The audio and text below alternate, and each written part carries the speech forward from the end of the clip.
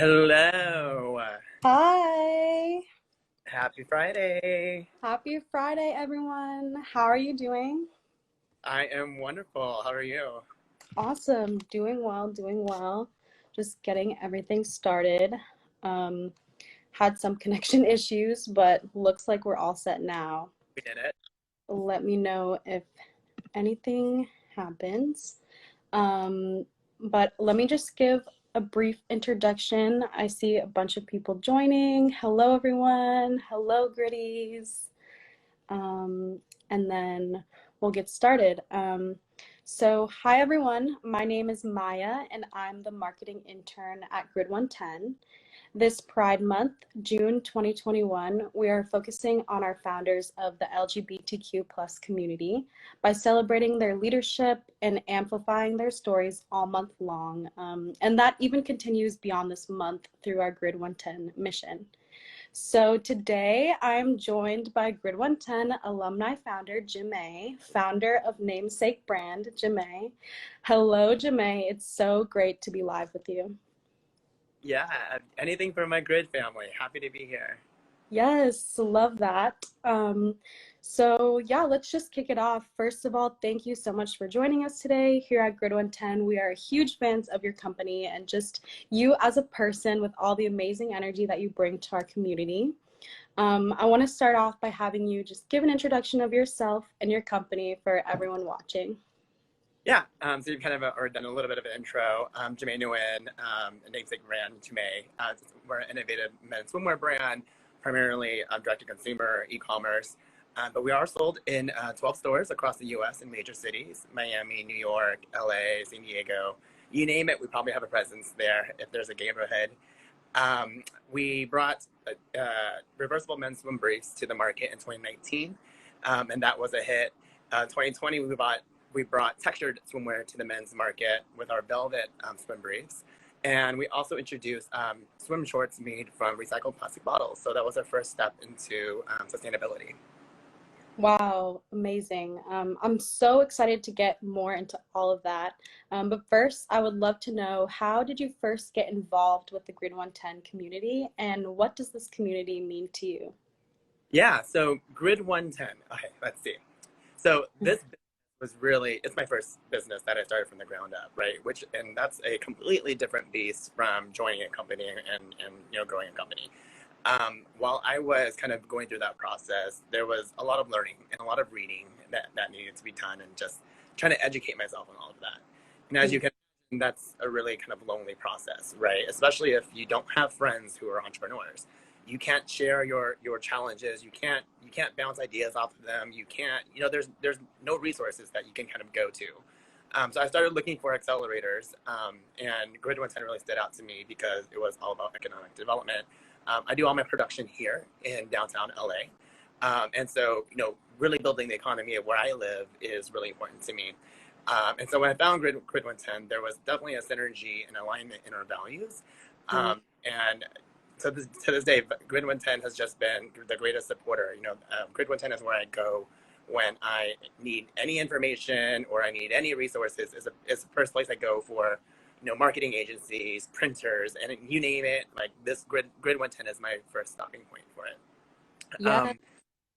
And just also having this family who asks questions before you need to even ask them is just phenomenal, right? So through the pandemic, having other like-minded entrepreneurs and family members essentially who can say, hey, there's these grants here for you that you could apply for. Think about this marketing strategy. Think about this, or if you need to hire your first employee, do the X, Y, Z. So it was really great to just, have that like-minded people just kind of spoon feed you essentially things that you didn't know. Amazing. Yeah, I definitely love to hear that. And I know many other gritties and even just all entrepreneurs out there can relate to that feeling of, feeling lost or alone in the process and just wanting to look for those like-minded individuals, other entrepreneurs, to lift them up and help them make sense of all the ups and downs that everybody goes through on their journey to starting their own business, especially as you mentioned, when you're starting from scratch and going through just all that mix of emotions and doubts and fears. So to that end, I would love to hear more about how you founded Jimaye and what led you to start your company, and really just what your company story is as the founder of Jimaye. Yeah.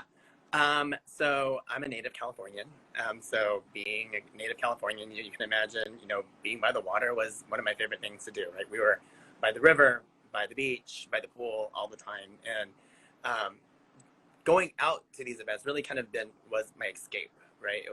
I'm so used to, or I was so used to being in dress shirts and slacks all day long, and getting to be, to kind of be more self-expressive, especially dressing up in costume was really fun for me. So I wanted to do something fun and something creative. My background is in tech, so I have no education in, fashion at all. But that was my escape. And when I historically would go shopping, I would run into a couple of problems with this industry. And, those included really high priced items, which I didn't get because, like, we're buying like this much fabric. Like, why were things $200? It didn't make sense to me. And I come from a not a very privileged background. So, having things of high quality at affordable prices is really important to me. On that note, really poor quality items, like garments that were just falling apart all the time, right? And then, really tacky designs or really plain designs. It was like the same thing over and over with new labels slapped on them. It wasn't really that different, or the fit just they didn't get it right. So I said, you know what? I love this. This sounds fun. I'm gonna see if I can make it better.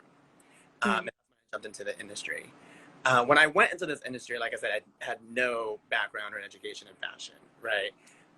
So all I knew was I wanted to start a company. So my first step was I went on Craigslist and I said, need someone to sew a men's swimwear brand. And that was the extent of what I knew I needed to get done, right? And I got someone to reply. And I started working with this person, and they educated me that I needed a pattern maker. Never knew what a pattern maker was at that point in time.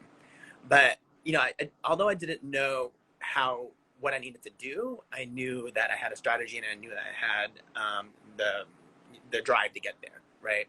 And my strategy for how to get into this industry, how to learn more about this industry, was I went on Google and I searched manufacturers, and based on the reviews and their rankings and whatnot, I ranked them, and I said, okay, this is someone I'm definitely not going to want to work with, but maybe over here, this is who I want to work with. And I started making my way through that list, right? So basically from the worst to the best. And I said, and with every step, I just wanted to make sure I learned a little bit more, right? Learned terminology, learned what it means to be someone that is informed and educated in the industry.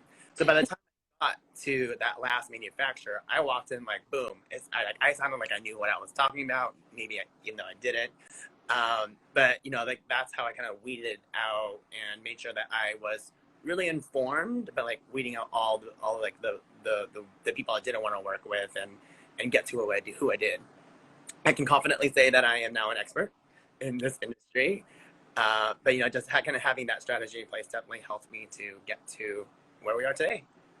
Yes, I love to hear that. And the fact that you recognize this need for, really fashionable but quality and flattering swimwear at a reasonable price is important, because you make such a good point. When it's such little fabric, little material, it's like, so why then is it costing a complete unrealistic price? And then even at that, having poor quality.